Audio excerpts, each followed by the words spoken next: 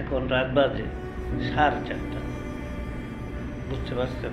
তা আমি এখন একটু গানটা প্র্যাকটিস করি। কারণ কি জানেন?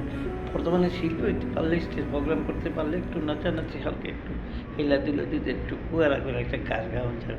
তাইলে ওই যে গোল্ডেন ট্রফি, নগদ টাকা অনেক কিছু পাওয়া যায়। হ্যাঁ, গাড়ি বাড়ি সব কিছু মিলিয়ে যায়। তো দেখি একটু প্র্যাকটিস করি। আর গানটা যদি ভালো না তাহলে আপনারা কিন্তু আবার গালাগালি ফালাগালি বুঝছেন? পরিষ্কার দেন আপনারা। হ্যাঁ, সে যে কেন এলো না কিছু ভালো লাগে না, না ভালো লাগে না।